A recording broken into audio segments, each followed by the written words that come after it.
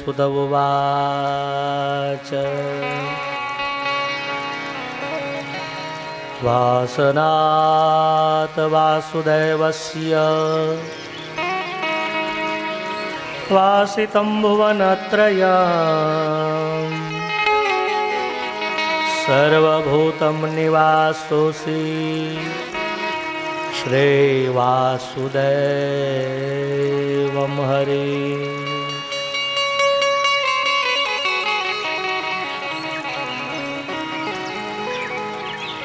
परम कृपाळु भगवान श्री नंदनंदन मुरली मनोहर व्रजजन वंदन भक्तवत्सल भगवान कृष्णना शरणों में वंदन करी एक तो पवित्र घाट पर बैठा छे मां गंगानो, एमांय बीजो एक पवित्र मास यानी के श्रावण मास, महादेवनो मास, देवादिदेव महादेव एटले तो पवित्र गंगा अने एमां पाछा महादेवना श्रावणना शिव मास अने एमां पवित्रमा पवित्र कही शकाय एवं गिरनारी मित्र मंडळ माणसा आ त्रिवेणी संगम में बैठा है। तमे कोई गंगा में बैठा छो किनारे, पण हूँ तो मने लागे छे के आपणो त्रिवेणी संगम छे। एटले गिरनारी मित्र मंडल आयोजित इन सप्तम दिन श्रीमद भागवत कथा आजना मंगलमय दिवसे मोक्षदायिनी कृष्णाशिनी आ कथानो मंगल आरंभ करवा जई रह्या छे त्यारे भगवानना अनुग्रह विना भागवतनो आरंभ न थाय। आध्यात्मिक भागवती यात्रा हूँ तमे करता करता अहींया पहोंच्या। पहली बात सांभळजो के सत्संग करवा माटे, सत्संग माटे जवा माटे हूँ अने तमे ઈચ્છા કરી શકીએ। આપણે ત્યાં કહેવાય ને મનુષ્ય ઈચ્છા અને ઈશ્વર કૃપા, એટલે લાખ પ્રયત્ન કરો પણ પરમાત્માની કૃપા થાય ને ત્યારે અહીં બેસી શકો। એટલે માં ગંગાને અમને બોલાયા।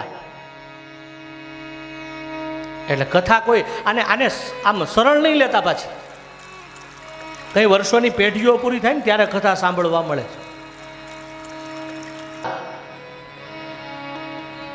आ मानव शरीर ने आनंद आपनारी कथा है, कारण के जेनु नाम ज आनंदमय है।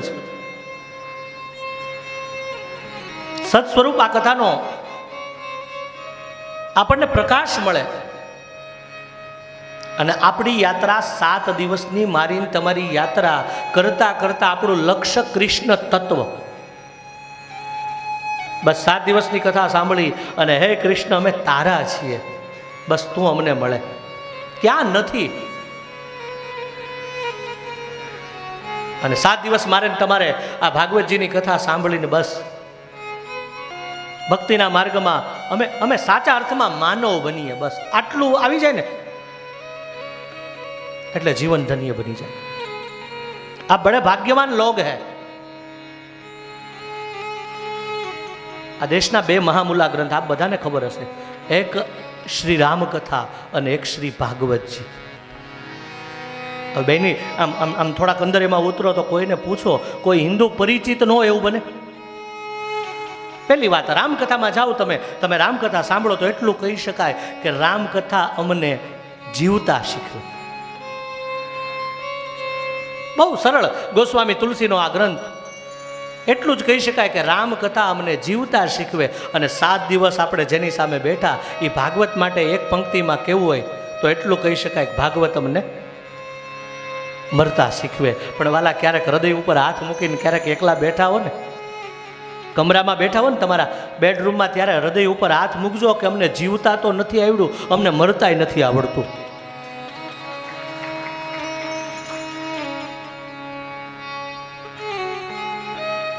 कोई हिंदू परिचित न हो आ ग्रंथ एवं न बने। અને ફરીવાર કહું કે રામાયણ આપણને જીવતા શીખવે અને ભાગવત આપણને મરતા શીખવે. એટલે આ કથા છે ને એ એક જીવનની પાઠશાળા છે. એક બાપને દીકરાને કેમ જીવવું, એક મા અને દીકરીને કેમ જીવવું, એક સાસુ વહુને કેમ જીવવું, કુટુંબ ભાવના, પરિવાર. આ દેશના ગ્રંથો બતાવે છે. એવું નહીં માનતા ગંગાના કાંઠે બેઠાને હાથની કથા સાંભળી એટલે અમને પરલોકની મુક્તિ મળે. એવું નહીં માની જતા કે 7 દિવસ કથા સાંભળીને અમારી કાનની પવિત્રતા આવે. ઘણાને એવું છે કે કથા સાંભળે એટલે આપણને મોક્ષ મળે. કથા સાંભળી હોય ને પૂછજો કે મોક્ષ એટલે શું. ઘણા લોકો પરિવાર દ્વારા કથા બેસે એટલે આપણને કહે કે મારા અમારા પિતૃનો ઉદ્ધાર થવો જોઈએ. પછી કેવું પડે કે ભાઈ મોક્ષ એટલે હું જાણું છું. મોહનો જ્યાં સંશય દૂર થાય એનું નામ મોક્ષ. તમે થાંભલાને પકડીને બથ ભરો અને કોઈ કહો કે થાંભલા અહીંયા થાંભલી છે. હવે આને કોઈ બથ ભરીને ઊભો રહે અને એમ કે હે થાંભલા મને છોડ, મને છોડ. થાંભલો છોડે તમને? તમે થાંભલાને પકડો એટલે તમારે થાંભલાને છોડવો પડે. અને આ બડે ભાગ્યવાન લોક હે કે આપણા ગામને, આપણા પરિવારને અને આપણા સૌરાષ્ટ્રને, ગુજરાતને છોડીને ગંગાના કિનારે વી આવ્યા છે. આથી કેવા ભાગ્યશાળી છો. અને મહાત્મ્યના એક શ્લોકની જ મારે કથા કરવી છે, કેવલ એક શ્લોક. મહાત્મ્ય ભાગવતનું 6 અધ્યાયનું છે. એ 3 થી 6 ના સત્રમાં જાશું. પણ ભાગવત કથા શું છે પહેલા સમજીએ. બસ મારા ગોસ્વામી તુલસીને કહેવું પડે.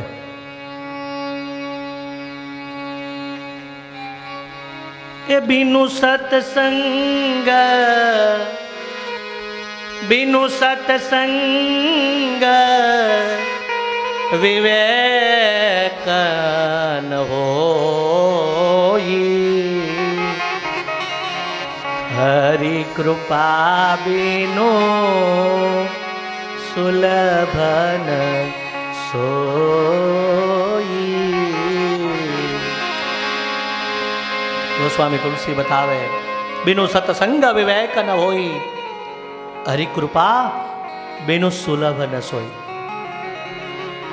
બસ જીવનમાં સત્સંગ અમારા મૂળમાં હોવો જોઈએ. અને આ કોઈ કથા, આ કોઈ સત્સંગ પાછો સિઝનેબલ નથી હો.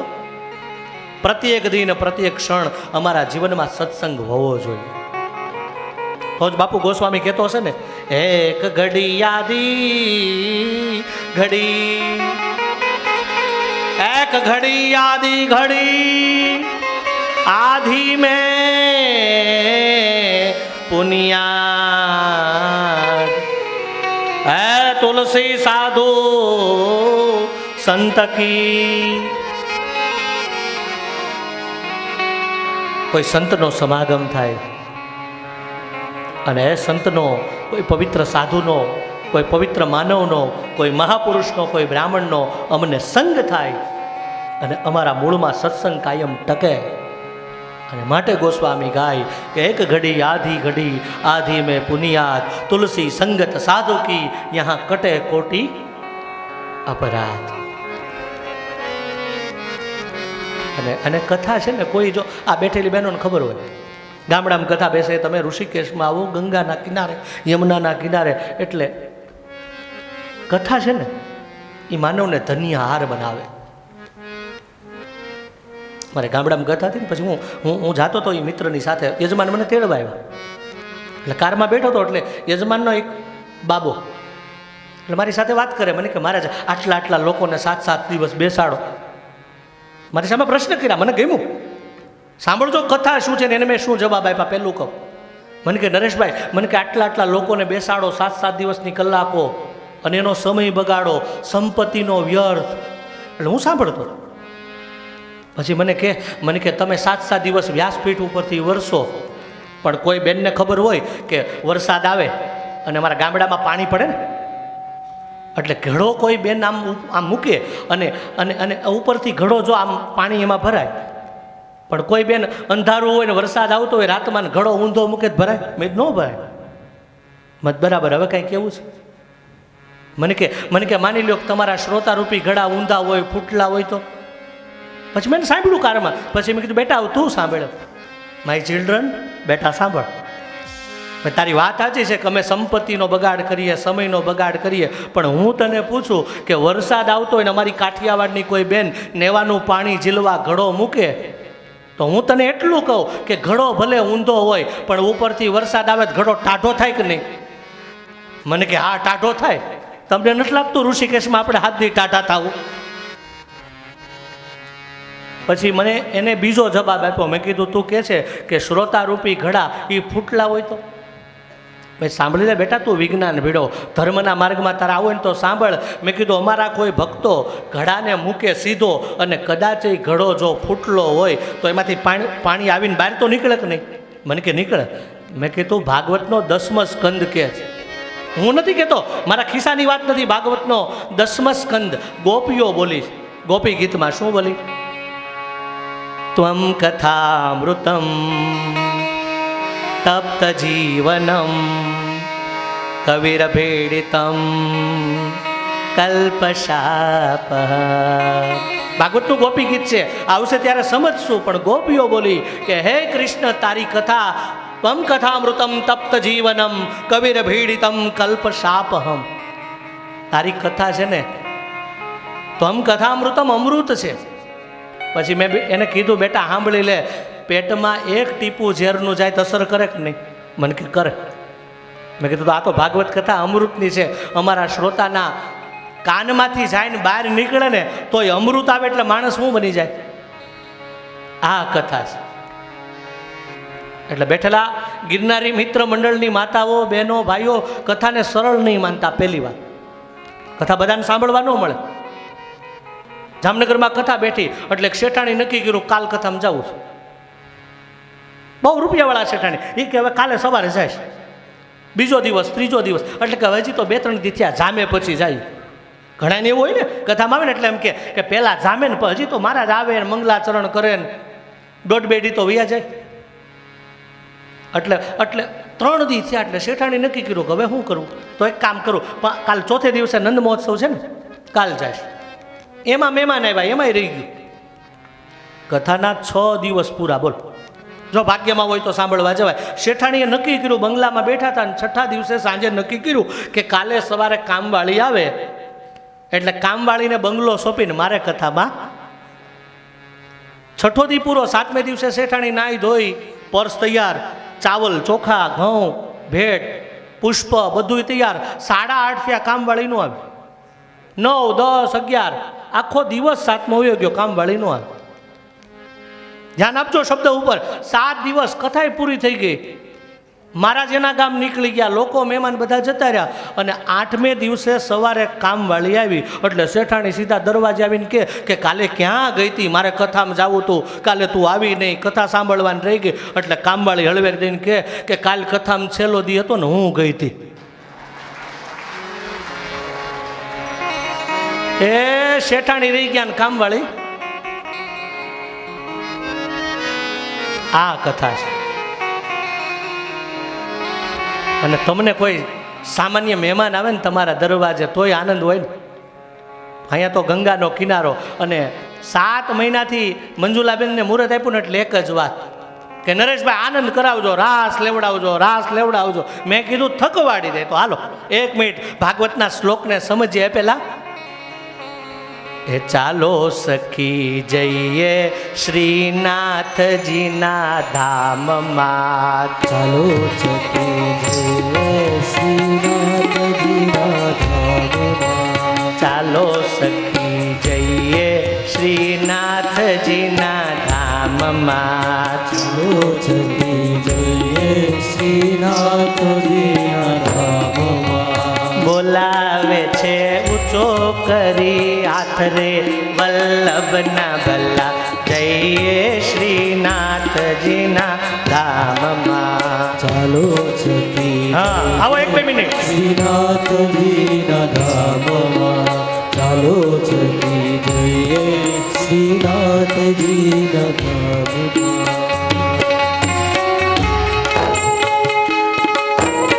ક્યા વાત.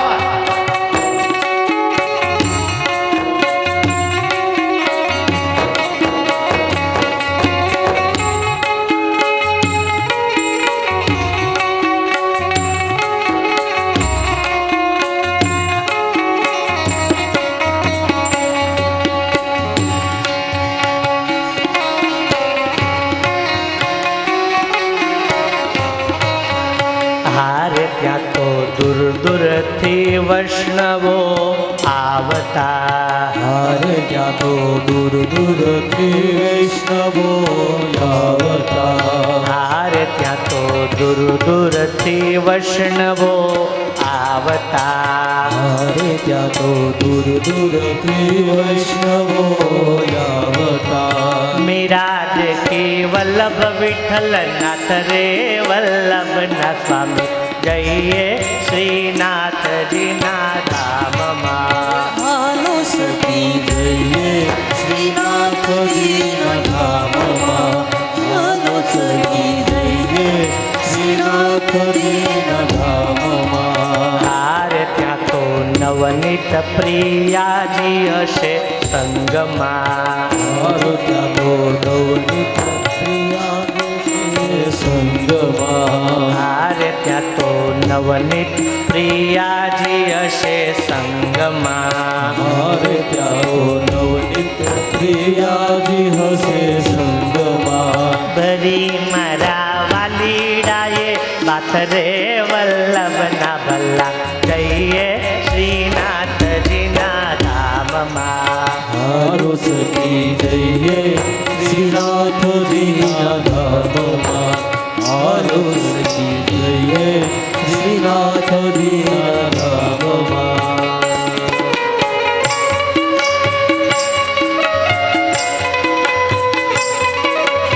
શ્રી રાધે. વારી જાઓ. અત્યારે 2 મિનિટ નાચી લ્યો, પછી સાંજે 5 વાગે.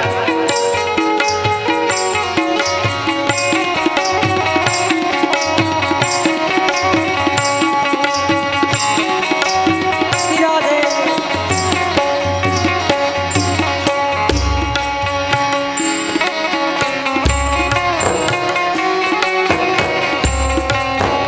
હારે ત્યાં તો દર્શન કરવાને હતી દોહલા. હારે ત્યાં તો દર્શન કરવાને અતિ દોહલા. હારે ત્યાં તો દર્શન કરવાને હતી દોહલા. હારે ત્યાં તો દર્શન કરવાને અતિ દોહલા. ઝાપટિયાની ઝાપટયતી થાય રે વલ્લભના ભલ્લા જઈએ શ્રીનાથજીના ધામમાં. હાલો સખી જઈએ શ્રીનાથજીના ધામમાં. ચાલો સખી જઈએ શ્રીનાથજીના ધામમાં. ચાલો સખી જઈએ શ્રીનાથજીના ધામમાં. ચાલો સખી જઈએ શ્રીનાથજીના ધામમાં. ચાલો સખી જઈએ શ્રીનાથજીના ધામમાં. બોલાવે છે ઊંચો કરી હાથ રે વલ્લભના ભલ જઈએ શ્રીનાથજીના ધામમાં. ચાલો સખી જઈએ શ્રીનાથજીના ધામમાં. ચાલો સખી જઈએ શ્રીનાથજીના ધામમાં. ચાલો સખી જઈએ શ્રીનાથજીના ધામમાં. દાસ વલ્લભના સ્વામી તને વિનવું. હારે દાસ વલ્લભના સ્વામી તમને વિનવું. દર્શનીય મને દેજો દીના નાથ રે વલ્લભના ભલ્લા જઈએ શ્રીનાથજીના ધામમાં. હાલો સખી જઈએ શ્રીનાથજીના ધામમાં. બોલીએ શ્રી વૃંદાવન વિહારી લાલ લાલ કી જય. બંસી બજૈયા લાલ કી જય.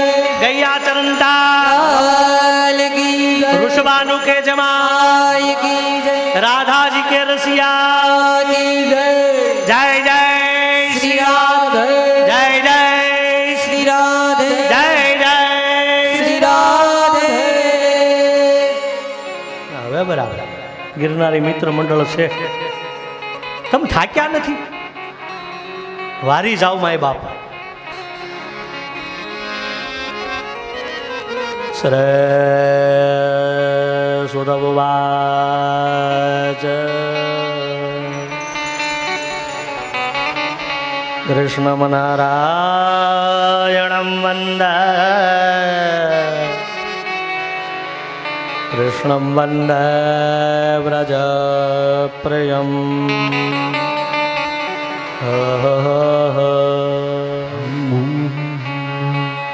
કૃષ્ણમ દ્વૈપાયનો વંદે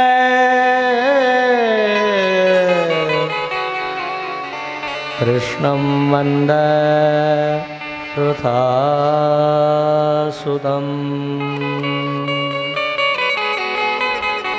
आइए श्रीमद् भागवत के महिमा के हम गान करें.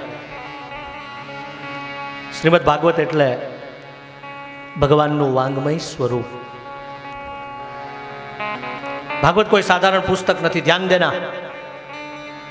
ભાગવત કોઈ સાધારણ ગ્રંથ નથી. ભાગવત પ્રભુની અક્ષર મૂર્તિ. તેને અંગ વાંગમય. શું કીધું? વેદ વ્યાસ બોલાય.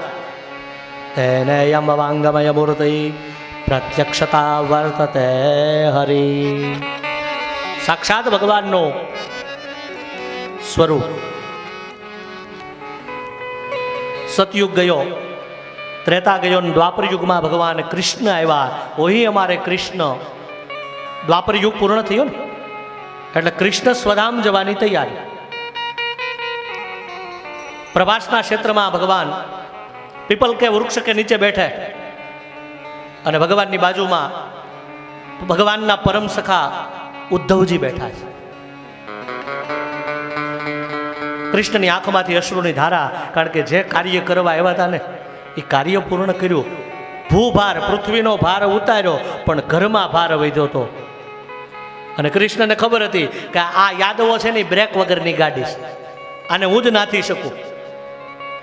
એટલે કૃષ્ણને જે કામ કરવાનું હતું, ટૂંકમાં યાદવ કુળનો સહાર કર્યો. યાદવો એનો સહાર કરીને ભગવાનને પણ જે સ્થાને જવાનું હતું ને, તો ધ્યાન આપજો. પહેલો દિવસ કાળ કોઈને છોડે નહીં, એ ભલે હોય ભગવાન, એ ભીલે માર્યું ભાલું, જ્યાં કૃષ્ણ હતા બળવાન. આ ડોક્ટર હોય, વકીલ હોય, પંડિત હોય, હમ સબકી મુસાફરી એક દિન હમ સબકો. એટલે જ કીધું છે ને કે જોર જોવાની તણું. જો આપણને હોય ને અમે કાંઈ કાયમ સમથિંગ હેલા વાલા અહીંયા સિકંદર વયા ગયા, રાવણ વયા ગયા, તારી કઈ તાકાત? આ જોર જોવાની તણું કોણ જાણે ક્યાં જશે, અને થપ્પડ પડશે કાળની બકરી સમો તું બની જઈશ. ફાકો બધો મોટાયનો, ફાકો બધો મોટાઈનો ઉતરી જશે અને બાંધી મુશ્કે ટાટ અંતે ઠાઠડીમાં લઈ જશે. આ નરી સત્યતા છે ને મારી ને તમારી. પેરા ઘરેણા કિંમતી એ સંબંધી તારા લૂંટી જશે, અને અંતે ખાલી ખમતું વસ્ત્ર વગરનો પણ જઈશ. પણ સમીરા હશે શ્રી રામને, સમીરા હશે માં ગંગાને, તો પાર બેડો થઈ જશે. અને એ રામ કેરું નામ, એ કૃષ્ણ કેરું નામ અક્ષય પાત્રમાં પલટાઈ જશે. ગાળ કોઈને છોડે નહીં, ભલે હોય ભગવાન. ત્રેતાનો વાલી આજ તમે વિચાર તો કરો. આજ પારધી બનીને આવ્યો ને ત્રેતાનો રામ આજ પીપલના વૃક્ષ ઉપર કૃષ્ણ બનીને આવ્યો ને અહીંયા જરાને એમ છે કે સામે કોઈ હિરણ, એક હરણ લાગે ને બાણમાંથી એક તીર છૂટ્યું ને ભગવાનના પગમાં વાગે. ભગવાનને આ લોકમાંથી પરલોકમાં જવાનું. કૃષ્ણ એટલું બોલ્યા, જરા રડે છે. કૃષ્ણે કીધું હું કોઈનો ભાર ન રાખું, જરા અહીંયા મારા ને તારા ઋણમાંથી મુક્તિ. ટૂંકમાં આપ બધા જાણો છો ભગવાન પોતાના નિજ લોકમાં ગયા એ પહેલાં જ્યારે ઉદ્ધવજીની આંખમાં આંસુ હતા ને કે પ્રભુ આપ જશો અમે ક્યાં જશું? ત્યારે કૃષ્ણ બોલા કે ઉદ્ધવ સાંભળો, હવે 4 યુગની ચોકડી, સતયુગ, ત્રેતા, દ્વાપર અને કળિયુગ, આપ બધા જાણો છો. કળિયુગ આવે છે ઉદ્ધવ, એટલે હવે હું મારા નિજ લોકમાં જાઉં છું. પણ સાંભળી લ્યો, કલી કેવલ એક નામ આધારા ગોસ્વામી તુલસી, એને લઈને આગળ આવી જાઓ ને એને જ યાદ કરું. સુમિરી સુમિરી ઉતરે નર ભવપારા. જે કોઈ એમ હશે કે કલયુગ આવ્યો શું થશે, તો હે ઉદ્ધવજી, જતા જતા વેદ વ્યાસના 18 પુરાણનું એક પુરાણ શ્રીમદ ભાગવત વાર્તા પ્રેત પીડા વિનાશિની. હું મારા સ્વરૂપને, મારા તેજને નિજ લોકમાં નથી લઈ જતો, વેદ વ્યાસના ગ્રંથમાં પધરાવું છું. એટલે કોઈ વૈષ્ણવો, કોઈ ભક્તો, કોઈ આવું ગિરનારી મિત્ર મંડળ આનો સંગ કરશે ને એટલે બેડો પાર.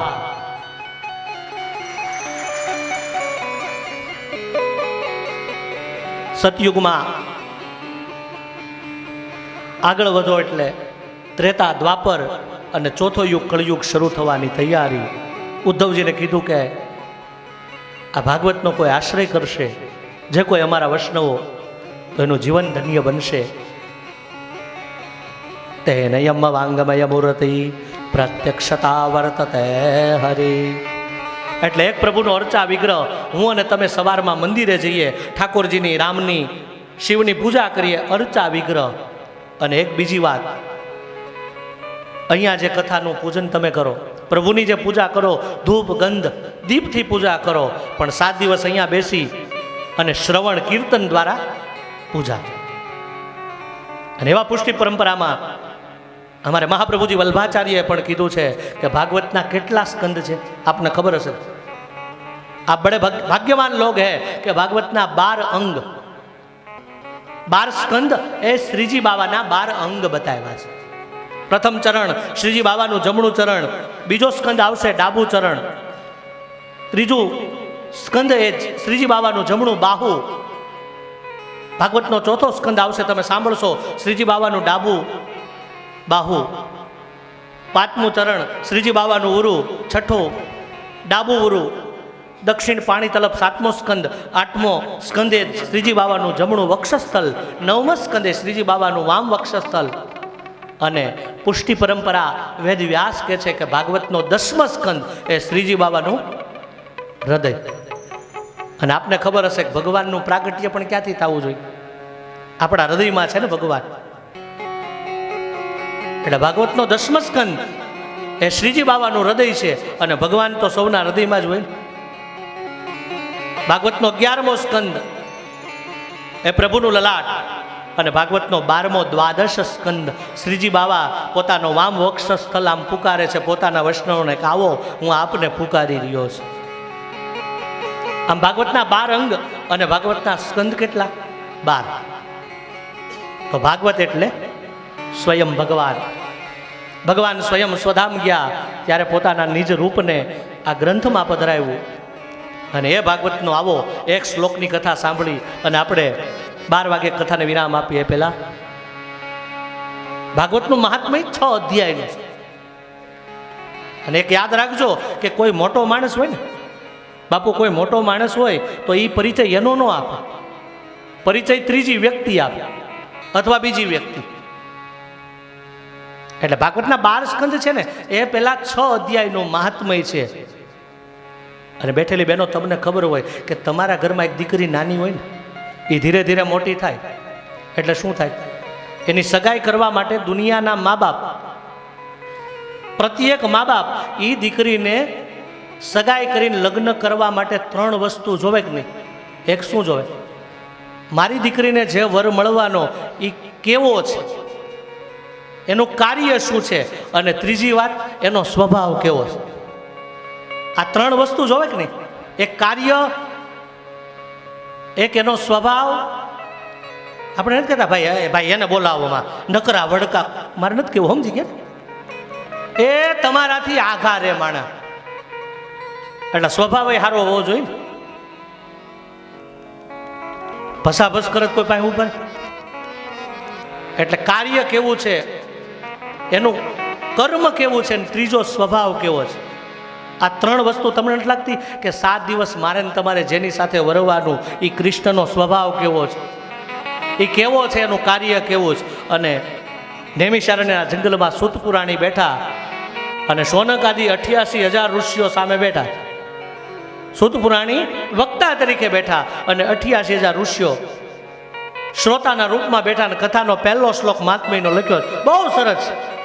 એક મહાત્મયનો શ્લોક સમજાય જાય એટલે આખી કથા સમજાય જાય.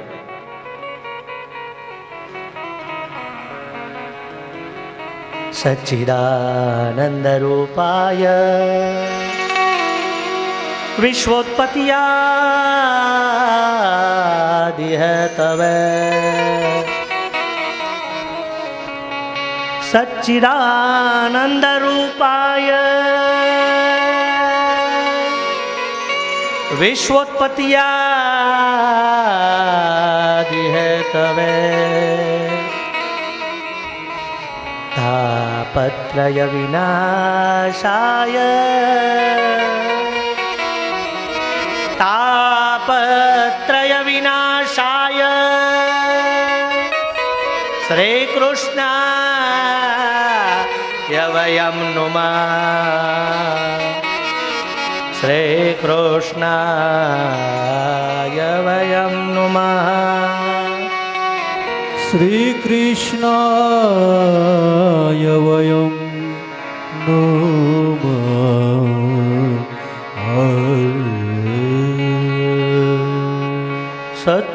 સચ્ચિદાનંદ રૂપાય. આ બધાને મારી સાથે બોલવું પડશે. પહેલો શ્લોક અને સામાન્ય નથી હો. પહેલા હું બોલું ને પછી પાછળ તમે. આજની 12 વાગ્યાની કથાને વિરામ આપીએ પહેલા ભાવ અર્ચન કરીએ. સચ્ચિદાનંદ રૂપાય સચ્ચિદાનંદ રૂપાય સચ્ચિદાનંદ રૂપાય સચ્ચિદાનંદ રૂપાય વિશ્વોત્પત્યાદિ હેતવે વિશ્વોત્પત્યાદિ હેતવે વિશ્વોત્પત્યાદિ હેતવે વિશ્વોત્પત્યાદિ હેતવે. એ દેવભૂમિ અને સંસ્કૃત છે ને એ દેવ ભાષા છે. એટલે આ ભૂમિના વાઇબ્રેશન મને ખેંચી જાય છે. બોલો હવે મને ભૂખ લાગી છે. બોલો ખરેખર કહો. પણ કેની ખબર? કથાની. અને જો તમારી ઈચ્છા હોય તો 3:30 સુધી આખું. બોલો બેન, કરવું છે? ના ના, જમી લેવું છું. મને સાચી ભૂખ લાગી છે વતનો. બીજી લીટી બોલો. તાપત્રય વિનાશાય તાપત્રય વિનાશાય શ્રી કૃષ્ણાય વયમ નુમઃ શ્રી કૃષ્ણાય વયમ નમઃ શ્રી કૃષ્ણાય વયમ નુમઃ શ્રી કૃષ્ણાય વયમ નમઃ શ્રી કૃષ્ણાય વયમ. સચ્ચિદાનંદ રૂપાય વિશ્વોત્પત્યાદિ હેતવે. શ્લોકને હવે સાંભળી લો. સત ચિત અને આનંદ આપનાર. સત ચિત અને આનંદ આપનાર. ચિત એટલે ચૈતન્ય, આ જડ નથી. પહેલી વાત. ચિત એટલે આનંદ સ્વરૂપ પરમાત્માનું દર્શન, જેની કથા મને ને તમને આનંદ આપે તો જ તમે અહીં બેઠા હોય, નહીતર હરીર કરવા વિજા ગયા હોય. અને જેનું સ્વરૂપ ભગવાન સત ચિત અને આનંદ આપનાર. ભગવાનની પાછી 3 શક્તિ સદ અંશમાંથી, ચિદ અંશમાંથી અને આનંદ અંશમાંથી 3 શક્તિ પાછી પ્રગટ થઈ. વૈષ્ણવોને ખબર હશે. સદ અંશમાંથી અમારે લક્ષ્મી સ્વરૂપા રૂકમણી આવ્યા. ચિદ અંશમાંથી અમારી શ્રી યમુના મહારાણી સચ્ચિદાનંદ. આનંદ સ્વરૂપમાંથી અમારી વૃષભાનો સુતા આહલાદીની રાધાજી પ્રગટ થયા. સચ્ચિદાનંદ રૂપાય, સત ચિત અને આનંદ આપનાર. બીજી લીટીમાં શું બોલ્યા? વિશ્વોત્પત્તિયાદિ હે તવે. પુરાય વિશ્વનું સર્જન કરવાનું, સંચાલન કરવાનું અને પાછો સહાર કરવાનો. બાપુ વિચારો જ ખરા. ઓ માય ગોડ, સંચાલન કરે, સર્જન કરે અને પાછો એક ગામડામાં શહેરમાં સોસાયટી બનાવે ને એને પૂછજો, સોસાયટી બનાવી સારી પણ પાછું એનું સંચાલન કરતા હોય એ તો બાપુને ખબર હોય, બેનને ખબર હોય કે આ ગિરનારી મિત્ર મંડળને લઈને આવો ને, આપણે તો આવીને બેસી ગયા, પણ જે આ 7 દિવસ સંચાલન કરવું ને મેનેજમેન્ટ, એને ખબર હોય. તો વિશ્વનું સર્જન કરવું, વિશ્વનું પાલન કરવું અને વિશ્વનું પોષણ કરવું, આ 3 વસ્તુ પરમાત્મા કરે. છતાંય સર્જન કરે તો એને કોઈ અહંકાર નહીં, પાલન કરે અથવા લય કરે તો એને કોઈ મોહ નહીં. આવા ભગવાન, આ કોઈ સામાન્ય સ્વરૂપ નથી. અને એટલે મારો સૌરાષ્ટ્રનો કવિ કાગ લખતો હશે, પૃથ્વી તણો પીંડો કર્યો રજ લાવતો ક્યાંથી, અને જગ ચાક ફેરવનારો કુંભાર ક્યાં બેઠો હશે. તાપત્રય વિનાશાય શ્રી કૃષ્ણાય વયમ નુમઃ. હે પુરાણ પુરુષોત્તમ, હું નહીં, તમે નહીં, અમે બધા જ તમને વંદન. એટલે વ્યાકરણ ભણ્યા હોય એને ખબર હોય, છેલ્લે હું કીધું? શ્રી કૃષ્ણાય વયમ નુમઃ. હે પુરાણ પુરુષોત્તમ, તમારા શરણમાં અમે વંદન કરી.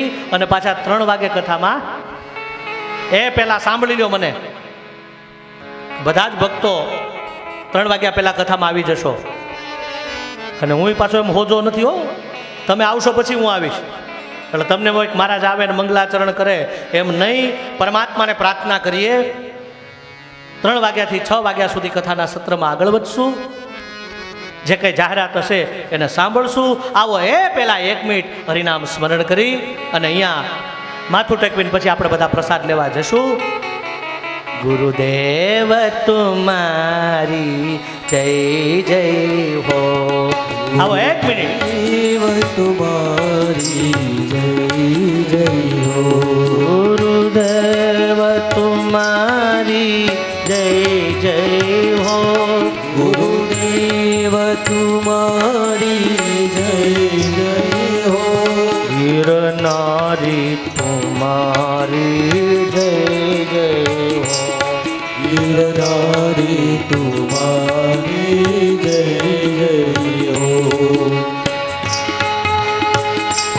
આ મંજીબેન કે ને બેનો રાસ લેવડાવજો, ત્યાં નથી લેવાનો. પણ મંજીબેન, તમને મારી રિક્વેસ્ટ કે 7 દિવસમાં હું એક એવો રાસ લેવાય એમાં કોઈ બહેનો નહીં, બધા અમારા ભાઈઓ. અને મને મોજ આવશે ને તો હું એક ઠુમકું મારે. 42 વર્ષમાં કોઈ દી ઉતર્યો નથી વ્યાસપીઠ ઉપરથી, મારા રૂલ્સ. એટલે લેર કરવા આવો. 1 જ મિનિટ હરિનામ સ્મરણ બેઠા બેઠા કરીએ. ભૂલ જાઓ અપને ગાવ કો. હવે બરાબર, ત્યાં જેટલું ભજન કરશો ને ઉધાર થાય.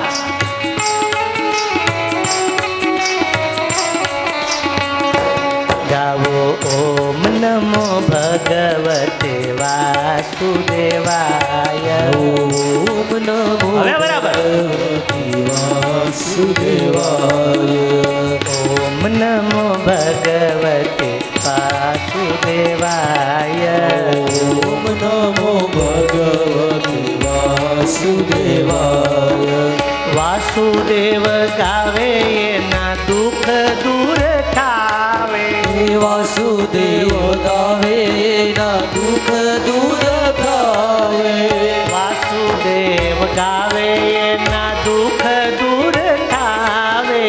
વાસુદેવ ગાવે ના દુઃખ દૂર થાય. ઓમ નમો ભગવતે વાસુદેવાય. ઓમ નમો ભગવતે વાસુદેવાય. ઓમ નમો ભગવતે વાસુદેવાય. હવે બરાબર. વાસુદેવાય. વાસુદેવ ગાવે એના પિતૃ તરી જાવે વાસુદેવ ગાવે એમાં પિતૃ તરી જાવે. ઓમ નમો ભગવતે વાસુદેવાય. ઓમ નમો ભગવતે વાસુદેવાય. ઓમ નમો ભગવતે વાસુદેવાય. मैं देखो जिस ओर सखीरी सामने मेरे सावरिया आहा सामने मेरे. એ પોખણા કરી લો આને. વરરાજો આવે ને આહુબા પોખે ને એમ મારા શ્યામને પોખી લો. प्रेम ने जोगन मुझको बनाया क्योंकि साजन साजन रटते हुए गुरुदेव तुम्हारी जय जय हो. जय जय श्री राधे. જય જય શ્રી રાધે. जय जय श्री राधे. જય જય શ્રી રાધે. जय जय श्री राधे. જય જય શ્રી રાધે. बोलिए द्वारिका ધીશ કી જય. श्री राजा रामचंद्र भगवान ભગવાન કી જય. श्री गिरनारी महाराज કી જય. अपने अपने माधव પિતા કી જય. श्री गंगा मैया મૈયા કી જય. ओ नमः पार्वती પતયે હર હર મહાદેવ.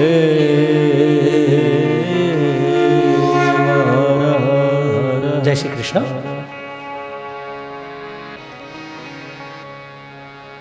सच्चिदानंदरूपाय विश्वोत्पत्तिया देहेतवे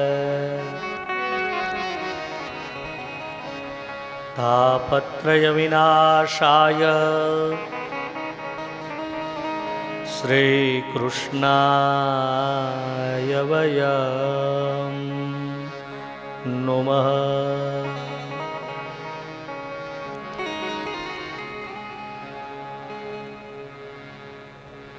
आइए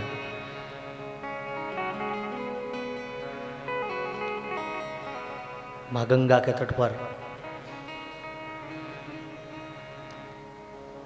જે કથાનું શ્રવણ થઈ રહ્યું છે અંબે इस कथा का थोड़ा वादन करे, श्रवण करे અને એ કથા એ ભગવાનના શરણોમાં વંદન કરી અને આવો વ્યાસજી આપણને બધાને નૈમિષારણ્યના જંગલમાં લઈ જાય. કથા નૈમિષારણ્યમાં ચાલે છે. નૈમિષારણ્યના આ અરણ્યમાં 88,000 ઋષિમુનિઓ બેઠા છે અને સહસ્ત્ર વાર્ષિક સત્રનો આરંભ થયો. જ્યાં ચક્ર નિમું એ નૈમિષારણ્ય કહેવાનું. આ ઉત્તર પ્રદેશનું એક હું ન ભૂલતો હોય તો બાલામોવ અને સીતારામ જંકશન ત્યાંથી નૈમિષારણ્ય આવે. આપ કહેલો ગયા હો, આજે પણ ત્યાંનું પાણી ગોળ ગોળ ચક્રાકાર રૂપે પાણીનો એક જે કુંડ છે ચક્ર આકારે ફરે છે. પણ ધર્મના અને શાસ્ત્રના અનુસંધાનમાં જોઈએ ને તો અમારું મન ચક્ર સંસારમાં ફરતું ફરતું પરમાત્મામાં પરોવાય. આ તીર્થ ચક્ર જ્યાં મન ચક્ર અસ્થિર થાય. સવારે પણ કીધું કે તન બેસે પણ તનની સાથે અમારું મનય કથામાં બેસે. ઘણીવાર આપણે કથામાં 7 દિવસ બેસીએ 7 કલાક બેસીએ, પણ 7 મિનિટની કથા અમારા મનમાં બેસે. અને માટે વક્તા રૂપે સૂત પુરાણી બેઠા છે અને સામે 88,000 ઋષિ મુનિઓ બેઠા છે. શૌનકાદી ઋષિ મુનિઓની આગેવાનીમાં 88,000 ઋષિઓ બેઠા છે અને સૂત પુરાણીના વક્તાના રૂપમાં બેઠા છે. અને બધા ઋષિઓએ વંદન કર્યા કે હે સૂત પુરાણી, અમે આપને અભિવાદન કરીએ છીએ.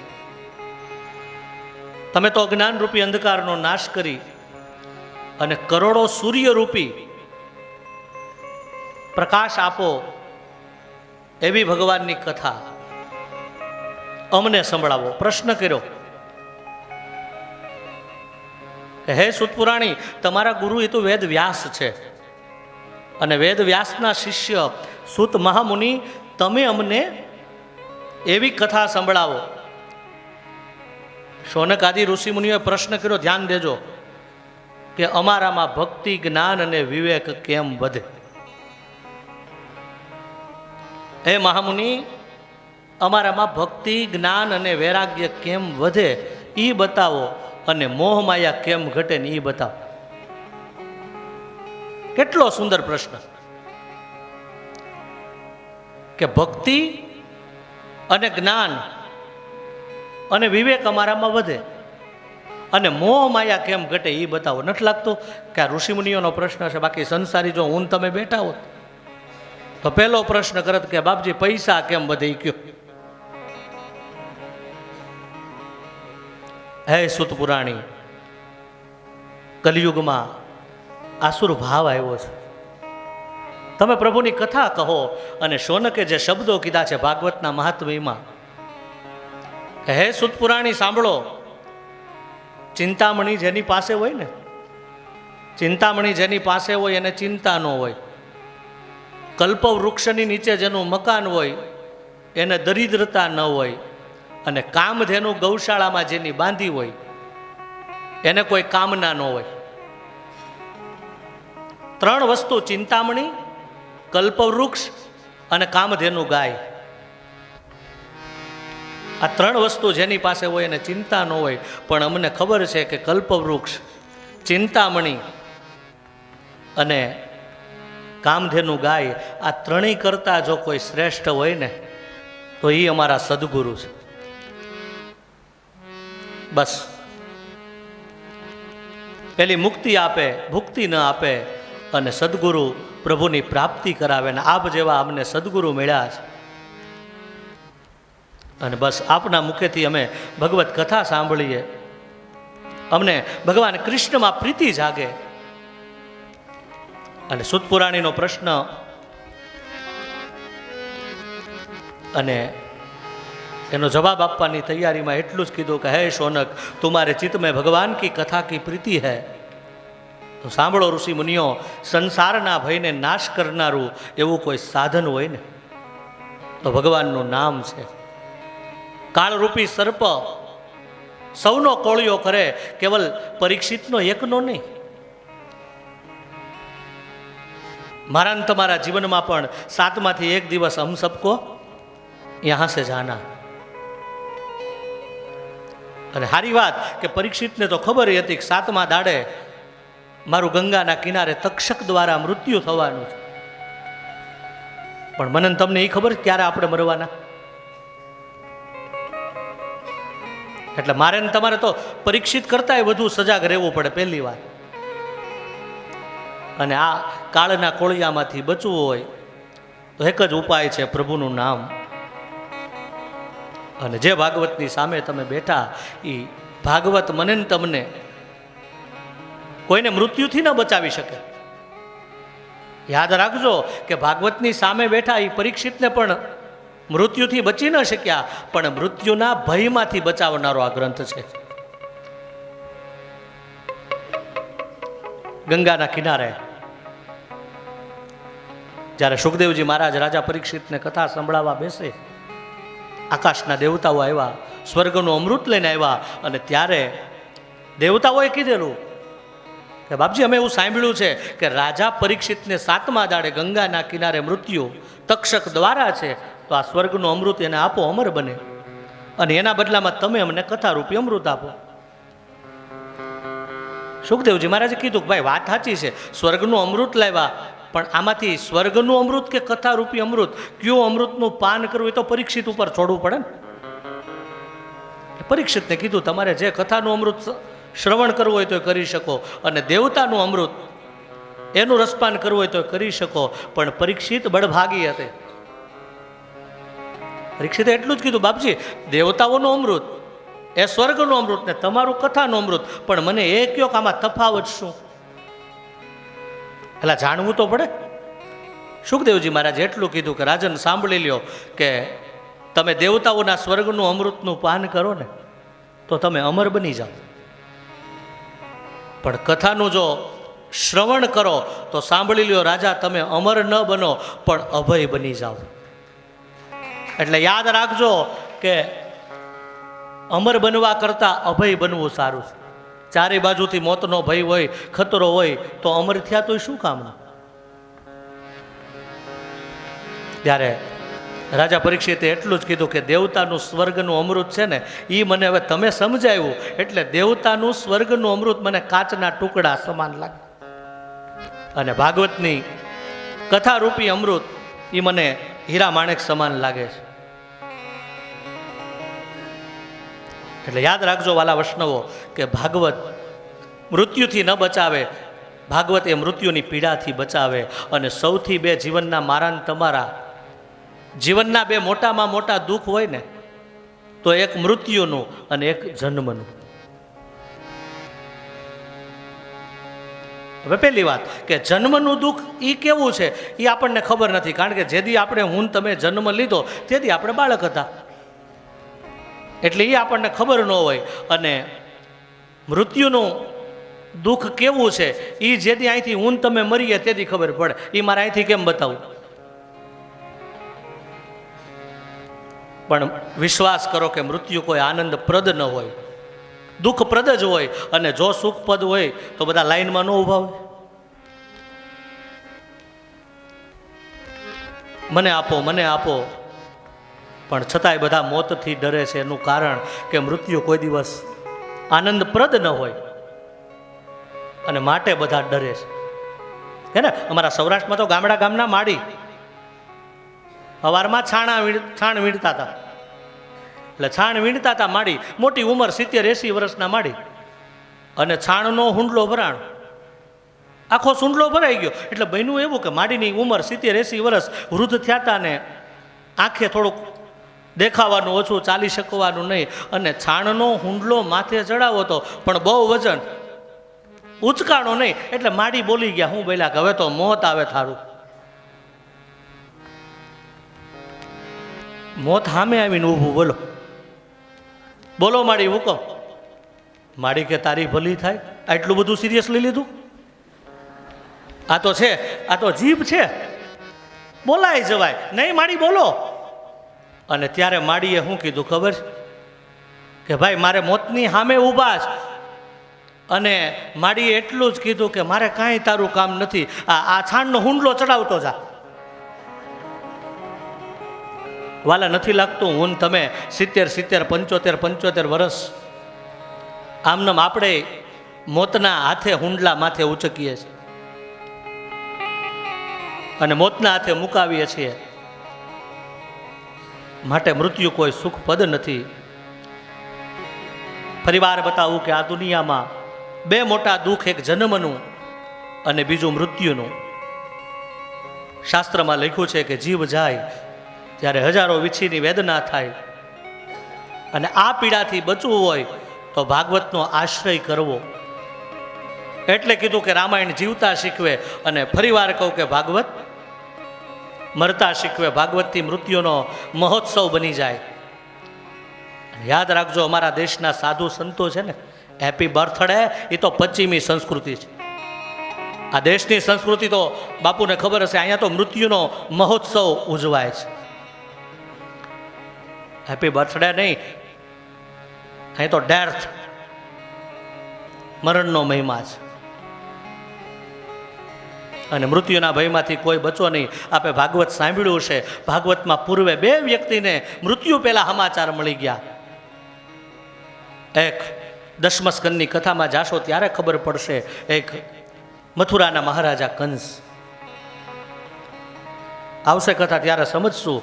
પણ મથુરાના મહારાજા કંસને સમાચાર મળ્યા, આકાશવાણી થઈને દેવકી એનો અષ્ટમો ગર્ભ, હે કંસ તારો કાળ બનશે. હવે એક ભાગવતમાં બીજી વ્યક્તિને મૃત્યુ પહેલા સમાચાર મળ્યા. ઈ કોણ?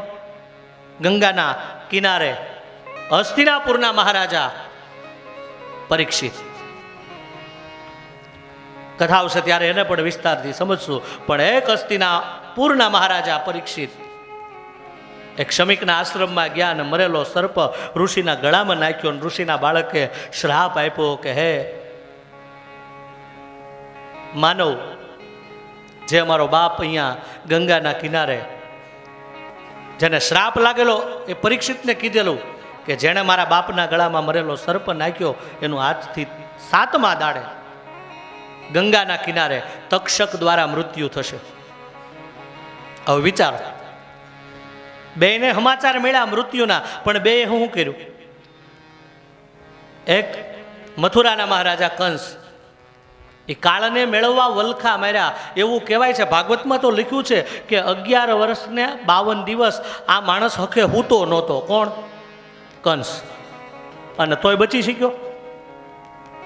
અને એક હસ્તિનાપુરના મહારાજા પરીક્ષિત. આમ જેવા શ્રમિકના બાળકો આવ્યા અને એટલું કીધું કે મહારાજા, શ્રમિકના દીકરાનો તમને શ્રાપ લાગ્યો અને આજથી તમને 7મા દાડે ગંગાના કિનારે તક્ષક દ્વારા તમારું મૃત્યુ થવાનું. અને વાલા, જેમ સર્પ કાસળી ઉતારે ને એમ હસ્તિનાપુરના મહારાજાએ ઘરબાર છોડ્યા, પુત્ર પરિવાર છોડ્યો, સાદા વસ્ત્ર, વલકલ વસ્ત્ર અને ખુલ્લા પગે ગંગાના કિનારે આવ્યા. જ્યાં બેઠા છે ને એ આપણું, હું કાલે જ ગાડીમાં મિત્રોને કહેતો, મુઝફ્ફરનગર રસ્તામાં જે અમારી સાથે ટ્રેનમાં છે ખબર છે.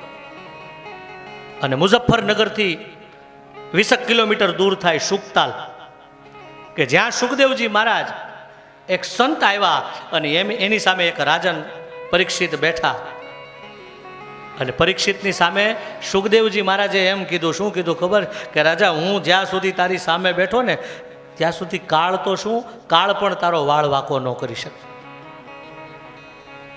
અને પછી તક્ષક આવ્યો ને, એ તો એની લૌકિકતા હતી, દંશ માર્યો. પણ તક્ષક દંશ મારે ને એ પહેલા તો રાજા પરીક્ષિત પરમાત્માના પદને પામ્યા. એટલે ફરીવાર કહું કે ભાગવત છે એ મને તમને મૃત્યુથી બચાવી ન શકે. ભાગવત છે એ મને તમને મૃત્યુના ભયથી બચાવી શકે. જેમ અમારે ત્યાં એક દીકરી 18-20 વર્ષની થાય ને, અને જેવી દીકરીની સગાઈ થાય એટલે શું થાય? આમ એનું ઘડિયા લગ્ન લેવાય અને એમ ખબર પડે ઘરમાં, ગામમાં, સગાવાલામાં કે હવે આવતી 25 જાન્યુઆરી આ દીકરીના લગ્ન છે. અને કુટુંબમાં જેમ આનંદ હોય એ દીકરીને આનંદ હોય ઘરમાં. શું કામ હોય આનંદ? કે હું મારો પતિ આવશે બારાત લઈ અને મને અહીંથી. અને એ જે દીકરી 16 શણગાર સજો હોય, એના હાથમાં મહેંદી સજી હોય, અને એમાં ખબર પડે જાન ગામમાં. અને એમ જેમ બેન્ડ વાજાની શરણાઈઓના સૂર સંભળાય ને ઘરમાં ઓલી દીકરીને કેવો આનંદ થાય કે હું મારો પિયું મને લેવા આવશે. આવો ભાવ ગંગાના કિનારે રાજા પરીક્ષિતને ભાવ હતો કે હું મને લેવા કોણ આવશે? પરમાત્મા કૃષ્ણ.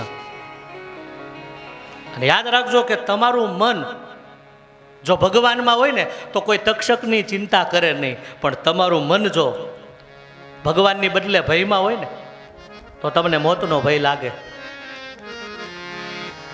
અને જેમ બેન્ડવાજાની સુરાવલી વાગે અને ઘરમાં જેમ પેલી દીકરી હોય ને એને એવો ભાવ થાય કે મને લેવા મારો પતિ આવે. આવો ભાવ ગંગાના કિનારે રાજા પરીક્ષિતને થતો હતો. અને એટલે સરસ શબ્દોના પદમાં કીધું શું કે જુઓ મંગલ ઘંટ સંભળાય, મોહન મારો આવે છે. જુઓ મંગલ ઘંટ સંભળાય, મોહન મારો આવે છે. એની સવારીના પડઘા સંભળાય મોહન મારો આવે છે. એની સવારીના પડઘા સંભળાય મોહન મારો આવે. સાતમો દિવસ ગંગાના કિનારે પરીક્ષિત બેઠા. સુખદેવજી મહારાજ કથા સંભળાવે. સૂર્યનારાયણ પૂર્વમાંથી પશ્ચિમમાં ઢલ રહે હૈ. Takshak is one way. અને રાજા પરીક્ષિતની સામે સુખદેવજીએ રહસ્ય ખોલ્યું કે રાજા તમને ભય નહીં, મને ભય નથી. દેખો પરીક્ષિત નિર્ભય હતા અને પરીક્ષિતની ખોખલી વાણી નહોતી. પરીક્ષિતને શું કીધું ખબર? હે વાલા, તમે સાંભળ્યું નહીં હોય કોઈ દી આ એવી વાત કરું છું. પરીક્ષિતને સુખદેવજી મહારાજે કીધું, શું કીધું ખબર? કે રાજા તક્ષક આવે છે, તને દંશ મારશે, તને ભય તો નથી ને? અને ત્યારે પરીક્ષિત હસતા હસતા શું બોલ્યા ખબર? કે બાપજી મને બીવડાવો છો? તક્ષક આવે ને મને દંશ મારો, આવી વાત તમે કરો છો પરમહંસ? અને ત્યારે પરીક્ષિત શું કીધું ખબર? કે બાપજી આ વાત જો મને પહેલે દિવસે કીધી હોત ને તો મને ભય હોત, પણ 7 દિવસથી તમારા મુખથી કથા સાંભળું છું અને તમે એવું બોલ્યા